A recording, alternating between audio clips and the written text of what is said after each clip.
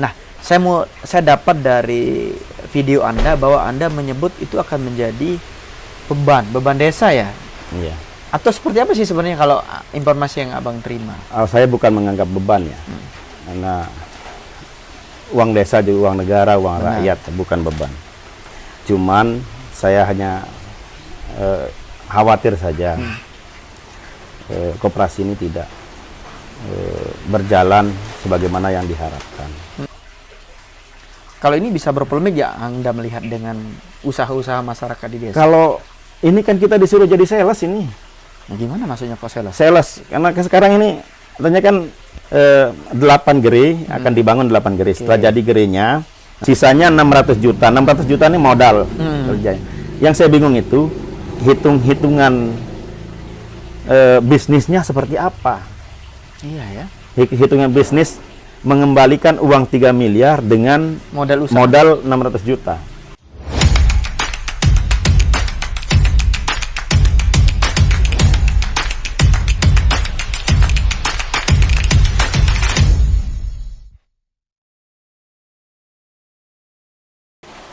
Oke, assalamualaikum warahmatullahi wabarakatuh. Kembali lagi bersama saya Diki Wahyudi dalam wawancara eksklusif ya. Setiap episode kami akan selalu menghadirkan informasi-informasi penting, unik, dan menarik untuk Anda semua. Di episode kali ini saya menghadirkan narasumber yang tentu luar biasa menjadi topik pembicaraan orang. Ada Kepala Desa Selebung, Batu Keliang, Lombok Tengah, ada Bang Agus Kusuma Hadi. Assalamualaikum Bang. Waalaikumsalam. Terima kasih Bang ya. Iya, terima kasih. Oke, kita tahu ya lagi ramai, ada curhatan isi hati beliau di media sosial yang baru-baru ini begitu ramai orang membagikan video beliau dan banyak juga komentar positif yang saya lihat dan negatif tentunya ya. Dan kita secara eksklusif menghadirkan untuk Anda agar beliau menjelaskan dulu apa sebenarnya isi curhatan itu. Sebelumnya saya akan menayangkan video yang viral di media sosial itu. Begitu Pak Presiden dulu launching program MBG-nya, saya sebenarnya membayangkan akan ada sirkulasi ekonomi di kampung-kampung, di desa-desa. Saya membayangkan ibu-ibu yang punya pekarangan kecil bisa nanam sayur, nanam ubi, nanam apa saja. Yang itu kemudian nanti bisa dia jual ke BUMDes, ke gerai-gerai yang disiapkan untuk pemenuhan kebutuhan bahan baku MBG tersebut.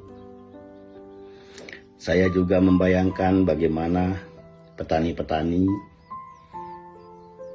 menjadi kreatif, berbagi jenis tanaman, berbagi komoditas yang akan ditanam untuk kebutuhan pemenuhan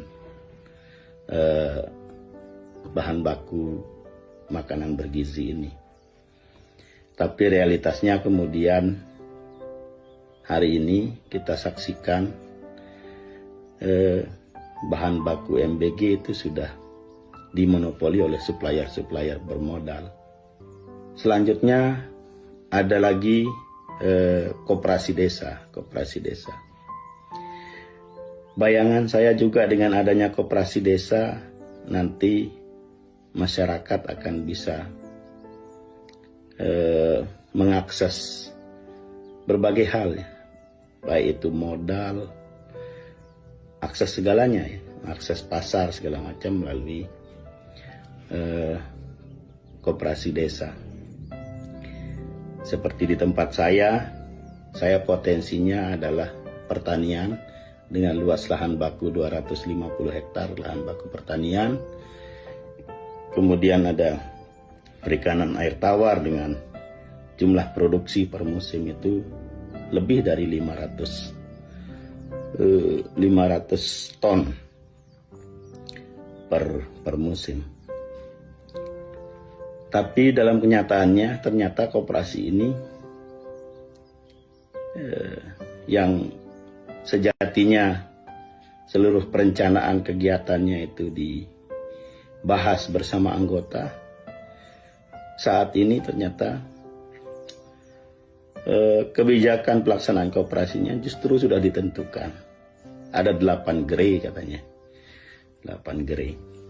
Desa sekarang sudah menanggung hutang 3 miliar. Baik, Bang Agus. Saya mau tahu dulu nih Bang Agus. Apa sih yang mendasari Bang Agus sampai menjadi salah satu kepala desa di NTB yang coba bicara soal makan bergizi gratis, kemudian ada koperasi desa merah putih yang merupakan ini besutan Prabowo semua program-program yang Anda bicarakan, dan ini program nasional ya Bang. Iya. Apa yang mendasari Abang untuk bicara soal itu Bang? Jadi begini, saya sebenarnya adalah salah seorang yang sangat sangat memberikan apresiasi tinggi atas 2 program ini. Makanan bergizi gratis sama koperasi desa merah putih. Ini kan ide langka yang hanya seorang pemimpin sejati yang mengeluarkan gagasan ini. Kan MBG ini kita ketahui bukan sekedar soal memberikan makan bagi anak-anak Indonesia, tapi seperti yang disampaikan Pak Prabowo, dengan adanya MBG ini nanti akan ada sirkulasi ekonomi itu yang beredar di desa-desa. Ketika dalam pelaksanaannya kemudian saya merasakan kok tidak seperti apa yang disampaikan oleh Bapak Presiden. Jadi saya agak sebagai seorang pemimpin di desa ya, yang merasakan langsung bagaimana dinamika sosial ekonomi di desa, saya kok kemana saya menyampaikan, akhirnya saya coba ngeluh lewat media sosial saja gitu. Oke, Bang. Sebenarnya kalau khusus MBG saya mau bicara dulu, Iya. sebelum ke Kopdes kan belum jalan ya Bang ya? Iya, belum. Sedang ya? Sedang Oke. proses. Kita ke MBG dulu. Sebenarnya apa sih kalau Abang ngelihat dampak yang dirasakan di desa khususnya? Khusus MBG dulu saya.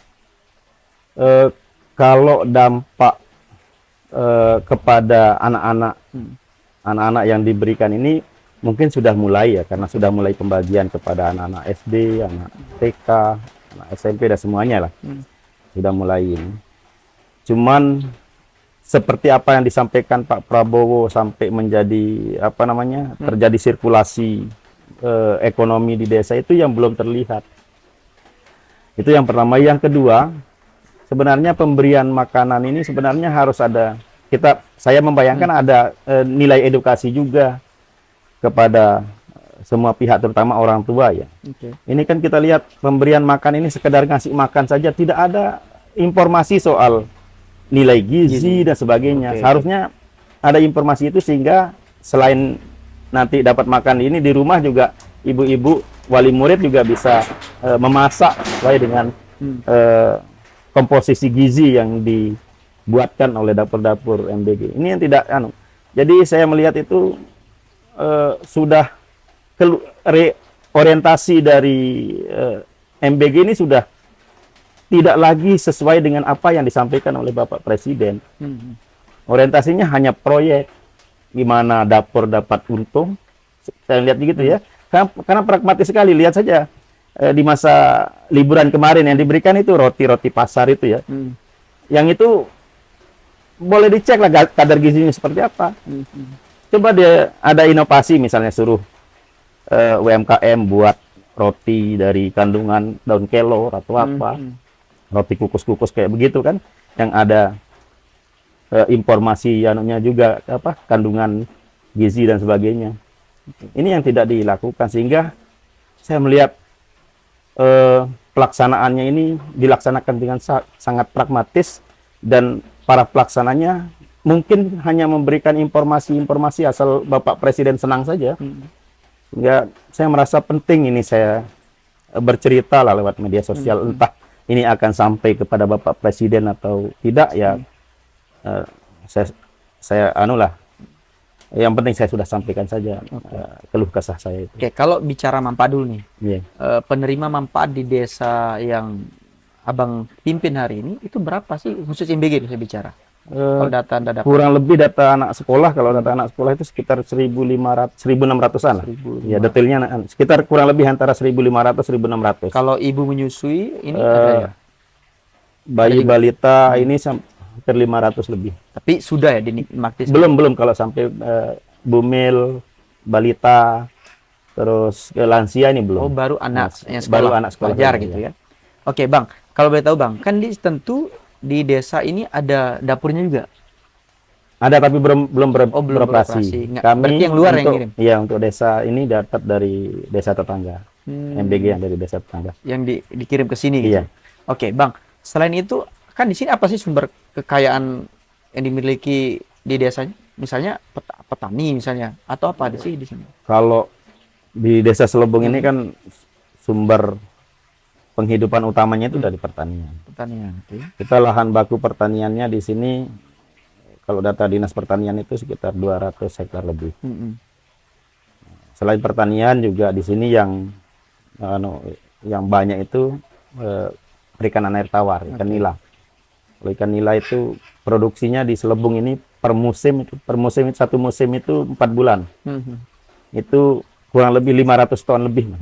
500 ton lebih. Abang Ikan pernah nila. nanya nggak kalau ikan itu juga diambil sama Nggak ada. dapur MBG? Saya tahu persis kalau nggak ada yang Oh, nggak ikan, ada. nggak ada. Apalagi mungkin, Bang? Ini Sayur-sayuran? kan sayur-sayuran banyak di sini. Sayur-sayuran, semua pokoknya insya Allah untuk kebutuhan bahan baku MBG, kalau kita organisir bagus, masyarakat ini untuk desa Selebung saya pikir bisa surplus dia. Bahan baku dari desa Selebung. Sangat bisa surplus. Oke, kalau Anda bukan menganalisa ya, mengevaluasi dari 2005, ya, khusus di 2025, sorry. Ya. Itu ada perputaran ini ya, dampak dari MBG kalau menurut Anda? Kalau pengamatan saya kan bukan ahli ekonomi, tapi dari pengamatan saya sebagai orang kampung ya, hampir sama sekali tidak ada dampak. Ya sama saja. Hampir sama saja. Bahkan justru seperti yang saya sampaikan di video saya itu, justru sekarang ini masyarakat semakin bertambah bebannya karena inflasi harga. Cek saja di pasar mana saja di seputaran pasar-pasar tradisional kita ya. Cek harga cabai, harga bahan-bahan pangan ini ya, telur segala macam kan sudah mulai naik. Oke. Jadi anggap saja kayak anak saya satu orang dapat MBG 10.000. Tapi walaupun dia dapat 10.000, saya harus mengeluarkan biaya tambahan untuk dapur. Karena harus membeli bahan pangan yang lebih tinggi lagi. Jadi tidak ada artinya dapat 10.000, tapi juga kita akan mengeluarkan uang Kos lebih besar. kos lebih untuk kehidupan rumah tangga. Itu yang membuat hati saya miris, maksud saya. Cita-citanya Bapak Presiden itu seakan-akan tidak diterjemahkan dalam aktualisasi oleh para pelaksana program ini. Oke, kalau di pikirannya Abang waktu dibahas soal program makan bergizi gratis yang disampaikan dengan semangat yang tinggi Bapak Presiden, apa yang Anda terima dari penyampaian soal MBG dulu, Bang? Khususnya dampak di desa misalnya. Awalnya itu bahkan kami sudah siap-siap. Kami akan bagi wilayah, di dusun ini akan tanam ini, dusun ini akan tanam ini. Bahkan ada satu dusun itu kita plotting jadi kampung buah, ini kampung sayur A, ini kampung sayur B. Dan itu nanti kan katanya dulu akan BUMDes akan menjadi supplier. Ya, benar, pernah saya dengar tuh. Itu katanya dulu kan. Sehingga kita sudah mulai siap-siap. Kami sudah rapat di tiap dusun, kami musyawarah sampai identifikasi luas lahan-lahan yang bisa dimanfaatkan untuk penyediaan bahan baku ini. Tapi begitu pelaksanaan kan sekarang ini harus ada supplier khusus yang ini. Sementara supplier ini kita tidak tahu. Lihat aja jenis buah-buah yang diberikan ini kan buah-buah yang berasal dari luar semua. Ya. Bukan buah pisang saja nggak ada yang. Anggur kita lihat misalnya. Iya. Anggur, jeruk itu yang berasal dari luar Lombok semua. Oke. Padahal kita punya punya pepaya, punya pisang. Secara gizi pasti kan? Secara gizi pasti. Dan secara mutu juga kalau bicara bahan-bahan anunya ini saya pikir kita lebih higienis lah, lebih tidak ada kimia atau apa. Iya, tanpa kimia dan sebagainya. Oke, setelah abang menyampaikan itu kepada kelompok-kelompok masyarakat di bawah waktu itu bang, ya waktu abang belum tahu ini akan seperti apa perjalanan, apakah masyarakat bertanya, kenapa ini kita sudah canangkan ada satu jadi apa namanya wilayah buah-buahan misalnya satu sayur-sayur, pernah nggak nanya masyarakat kenapa ini BG tidak melibatkan kita misalnya? Banyak yang bertanya, memang itu yang bikin saya banyak yang bertanya, kok gimana ini Pak Kades, kok kita rencananya kita kan mau buat bank benih segala macam, akhirnya tidak jadi, ya masyarakat bertanya, kenapa? Ya, gimana lagi, karena kita tidak bisa memastikan pasarnya, ya kita ya tidak berani melaksanakan dulu. Kecuali sekarang misalnya kita difasilitasi oleh pemerintah, bermitra dengan dapur-dapur misalnya, kami bertanggung jawab 100% untuk menyiapkan seluruhnya. Tinggal kita bangun kemitraan dengan masyarakat setempat, buat kelompok-kelompoknya ini tanam apa, kan insya Allah bisa terpenuhi. Sebenarnya kalau kita mau mengakomodir atau menggunakan melihat warga ini bisa mendapat manfaat.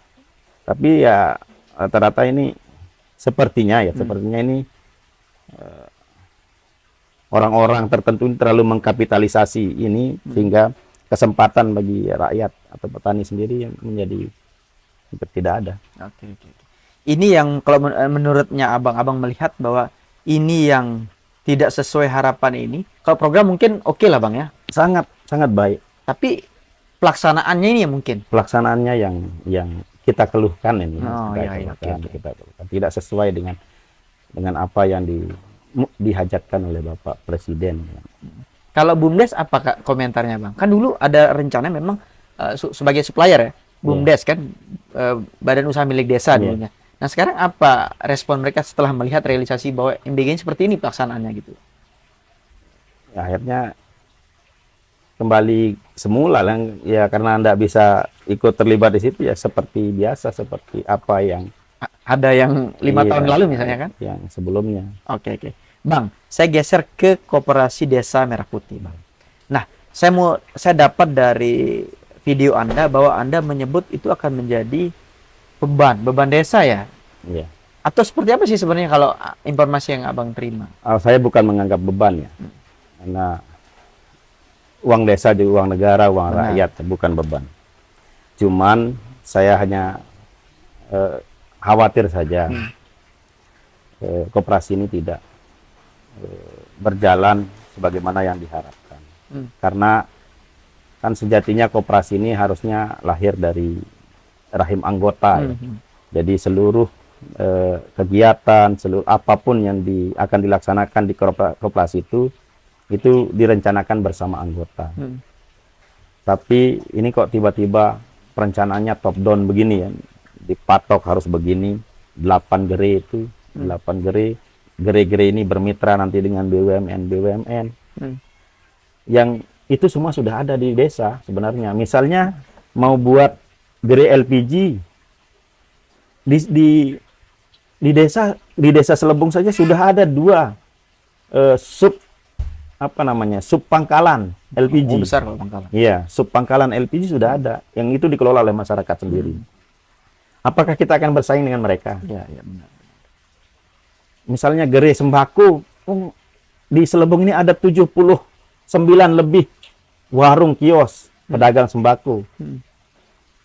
Oh iya, benar ya. Apa kita akan bersaing dengan mereka? Kalau misalnya kita anggap sebagai optaker misalnya, nanti kita akan menyiapkan ini, ya tidak perlu bangunan yang terlalu mewah begitu ya, yang hampir 1,6 miliar kalau tidak salah itu. Untuk gedung aja? Untuk gedung saja, 1 miliar lebih untuk gedung saja. Kita sudah punya, misalnya kalau bicara soal gudang, saya di Selebung ini sudah ada bantuan pemerintah lagi nih. Ada lumbung pangan. Sudah ada, terus kantor koperasi kita sudah bangun secara swadaya. Kantornya. Ya kan nggak perlu ini sebenarnya, tapi yang kita sesalin kok dibuat seragam itu loh dari Jawa sampai pelosok ini dibuat sama. Padahal kan desa-desa ini punya potensi berbeda. Iya. Karakternya juga yang desa rural, desa urban juga berbeda. Kebutuhan kita juga berbeda. Iya. Nah, kalau sekarang, kalau boleh tahu, untuk Kopdes Merah Putih ini berapa anggaran yang digelontorkan oleh pemerintah pusat? Persisnya saya tidak tahu, tapi kabarnya ini kita diberikan pinjaman 3 miliar. Enggak, ini yang minjam ini berarti desa. Koperasi. Oh, koperasinya. Koperasi. Anda sebagai apa di Kopdesnya ini? Pengawas. Oh, pengawas. Bukan ketua ya? Bukan. Oke. Pengawas.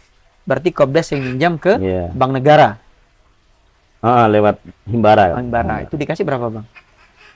Konon 3 miliar. Makanya ini sudah terpotong. Walaupun belum minjam, sudah mulai kan dikurangi dana desa. Tapi tidak masalah kalau saya kan. Oh, iya. Dana desa Diambil gitu. ambil semuanya tidak masalah. Yang penting ini kan tujuannya untuk rakyat juga. Cuman ini yang penerapan koperasi yang sama di seluruh Indonesia ini yang saya ini. Padahal kami kan potensinya itu tadi perikanan dan pertanian. Bayangan saya begitu koperasi ini dilonceng, makanya saya mungkin hampir pertama di Lombok Tengah ini yang mulai langsung musdes bentuk koperasinya. Mulai simpanan pokok, simpanan wajibnya kita sudah mulai lakukan di ini, karena harapan saya koperasi ini bisa menjadi sokoguru, katanya ke sokoguru ekonomi desa ini. Dan nanti kegiatan pertanian ini tidak lagi, teman-teman petani tidak lagi susah dengan biaya produksi, tinggal minjam di koperasi untuk biaya produksi. Bibit juga nanti tinggal minjam di koperasi. Begitu kan harapan kita. Nanti setelah panen juga koperasi bisa serap hasil panennya. Kalau ini bisa berpolemik ya Anda melihat dengan usaha-usaha masyarakat di desa? Kalau ini kan kita disuruh jadi sales ini. Nah, gimana maksudnya kok sales? Sales, karena sekarang ini katanya kan 8 gerai akan dibangun 8 gerai. Setelah jadi gerainya nanti dapat pinjaman untuk modalnya. Sisa dari 3 miliar itu ya, 3 miliar itu dipakai untuk bangun segala macam. Konon ceritanya sisanya 600 juta. Yang 600 juta ini itu yang nanti ditransfer ke mitra-mitra gerai ini. Untuk gerai misalnya obat murah, bermitra dengan Kimia Farma, transfer uangnya ke Kimia Farma oleh Bank Himbara. Kita diberikan obatnya. Kita yang disuruh jual. Gitu. Sembako misalnya, sembako, beras, minyak, gula, transfer ke Bulog atau apa mungkin perusahaan Berasnya yang penyedia, berasnya datang. Kita disuruh jual. Oh, jadi uang itu menurut informasi uang itu tidak masuk langsung ke situ. Tidak masuk ke ini. Kita hanya disuruh jadi tukang jual. Jadi salesnya. Lagi buka lapak ya? Buka lapak saja. Oke. Saya baru tahu itu, Bang. Kalau seperti itu, saya kira dananya sekian miliar plek masuk ke rekening koperasi. Iya. Dengan bagaimana potensi. Perencanaan. Iya, itu maksudnya. Bisnis plan di koperasi ya. Ternyata tidak begitu. Ini bisnisnya sudah ditetapkan untuk 8 gerai. 8 gerai itu. Iya. Jadi potensi yang ada di desa ini kemungkinan tidak bisa dikelola juga kan sama Kopdesnya? Tidak bisa untuk sementara waktu, karena harus fokus ke situ. Itu yang pertama. Yang kedua, saya agak bingung ini. Pinjaman 3 miliar itu 2,4 terpakai untuk biaya pembangunan dan bahan-bahan pendukungnya ya, termasuk mobil katanya di situ. Ada truk, ada pickup, ada roda 3 dikasih, terus peralatan-peralatan dibeli, bukan dikasih, Bang ya? Pakai uang itu iya, dibelinya. Pakai uang itu. Tapi pengadaannya kan oleh Agrinas. Semua dari sana ya. Agrinas. Itu anunya. Terus sisanya 600 juta. 600 juta ini modal kerjanya. Yang saya bingung itu hitung-hitungan bisnisnya seperti apa. Iya ya. Hitungan bisnis mengembalikan uang 3 miliar dengan modal usaha. Modal 600 juta. Dapat beli apa itu? Hitungan bisnisnya seperti apa? Berapa tahun kira-kira 3 miliar ini bisa kembali dengan modal 600 juta itu? Kok saya jadi, walaupun bukan ahli ekonomi, tapi kan saya kok kayak orang bodoh aja kan. 600 juta. Kalau misalnya untungnya 50% per tahun, yang 600 juta berarti dapat 300 juta setahun. Itu hanya bayarin aja jadinya. Iya. Pinjaman itu kan? Iya. 50% hanya dapat 300 juta setahun. Berapa tahun baru dapat 3 miliar? 10 tahun. Ya memang aneh juga nih Bang, baru Iya. saya tahu. Saya khawatir gini, mohon maaf, saya masuk opini saya sedikit. Kalau kalau misalnya Pak Prabowo masih bertahan 15 tahun yang akan datang lagi kan. Nah, kalau misalnya presiden baru kan bisa berubah juga kebijakannya ini. Iya. Oke, Nah, lanjut, itu Pak. yang dikhawatirkan juga sama teman-teman desa. Ini kan kebijakan yang sudah disuapi dari atas, dari pemerintah pusat. Nanti dalam pelaksanaannya kemudian ini gagal, jangan-jangan desa yang disalahkan. Iya, karena Anda tidak Kita bisa ya, mengelola. iya. Oh, nggak bisa. Anda ini dewan pengawas dia, kok nggak bisa ini. Ya, ya, ya. Sementara hitung-hitungan bisnisnya Ah. kita nggak tahu ini. Kok bisa begini? Oh, beli kendaraan ditentukan di pusat. Udah Hanya penerima saja gitu penerima ya? saja. Bangunnya sudah ada Agrinas yang bangun. Alat-alat semua. BUMN kan yang bangun ini. Iya. Wah, uang besar ini Bang. Se-Indonesia dengan pola begini 1 unit kendaraan bisa. Wah, keren, Ya. keren, keren, keren. Oke Bang, apa yang membuat Anda sampai sekarang belum puas juga untuk menyampaikan tentang ini khusus koperasi Bang? Saya berharap ini sampai kepada Pak Presiden. Informasi ini. Ini gagasan yang brilian. Koperasi MBG ini gagasan yang brilian. Ini hanya pemimpin sejati yang berani membuat gagasan seperti ini. Cuman dalam tataran pelaksanaannya ini harus dievaluasi oleh Bapak Presiden. Karena saya khawatir gagasan-gagasan baik Bapak Presiden ini kemudian dimanfaatkan sama orang-orang tertentu saja untuk mengkapitalisasi keuntungan dari program ini. Oke, oke, oke. Baik, thank you Bang ya. Terima kasih. Sangat bermanfaat ini Bang. Pertama, soal MBG tadi yang kita bahas, oke, itu bukan hanya terjadi di Selebung Bang ya. Iya. Dan informasi yang lebih menarik itu soal koperasi Desa Merah Putih. Ternyata pemikiran teman-teman kepala desa dulunya itu benar Bang. Sepakat bahwa itu duitnya dari pusat ditransfer ke rekening Kopdes. Iya. Akan dikelola terus sesuai seperti apa kondisi di Iya, desa masing-masing. bisnis Iya. plan-nya dibuat di desa, nanti didampingi oleh orang-orang ahli lah kan, Nah, untuk itu. supaya ini memastikan modal ini bisa berjalan di koperasi ini, tidak habis dikorupsi oleh orang-orang Oke, desa. Kan satu gitu. pertanyaan saya biar ini nggak jadi fitnah Bang. Bang, 600 juta itu Anda pernah lihat juknisnya nggak bahwa ada 600 juta yang akan dikelola oleh Saya hanya pernah melihat sekilas ya petunjuk soal 8 geri saja. Hanya 8 geri itu. Itu aturan apa dasarnya? Saya hanya kayak pamflet gitu Oh, ya, oke, 8 oke, geri. oke. Hanya itu yang pernah saya lihat, karena saya sampai hari ini belum pernah ikut juga dalam pertemuan-pertemuan yang khusus membahas soal koperasi. Tapi sekarang sedang dibangun kan di desa Anda? Saya belum. Oh, belum di Belum. desa Selebung belum dibangun ya. Iya. Di Karena nunggu tanah izin dari provinsi. oh, tanah minjam lagi. Minjam. Asetnya Pemprov. Iya. Ya memang di ngambil sampel di kota saja sekarang sedang bingung Bang. Bingung dalam Iya. arti anggaran mereka nggak tahu berapa dibangun gedung. Kalau Abang tadi nyebut 1, sekian M lah misalnya Iya. kira-kira. Di sana nggak tahu, malah di Praia, di kota itu nggak tahu. Ini sudah dibangun sama BUMN misalnya kan, sebagai rekanan di situ, dan nggak tahu seperti apa. Memang ini masukan positif untuk pemerintahan Prabowo ya, Prabowo, dan ini sangat luar biasa sebenarnya program. Cuma perlu direnungkan soal ini, Iya. ya kan, biar masyarakat juga terdampak, apalagi kita di desa. Oke, terakhir Bang, apa yang Anda mau sampaikan dalam kesempatan ini Bang? Saya ingin kita semua coba merenung kembali soal apa yang dihajatkan oleh Bapak Presiden ini. Bapak Presiden ingin seluruh gagasan dan program-programnya itu teraktualisasi dan dirasakan manfaatnya oleh rakyat. Jangan lagi ada program yang orientasinya berbeda, maksudnya untuk mengkapitalisasi keuntungan dan sebagainya. Itu saja. Baik Bang, terima kasih ya. Semoga informasi ini didengar langsung oleh Bapak Presiden ya, karena memang ini program yang memang Bapak gagas yang luar biasa keren ya, tapi mudah-mudahan itu juga berdampak, itu harapannya sebenarnya dari apa yang disampaikan oleh Pak Kades Bang Agus ini. Baik, sampai ketemu di episode berikutnya. Saya Diki Wahyudi pamit undur diri. Wassalamualaikum warahmatullahi wabarakatuh. Terima kasih Bang. Siap.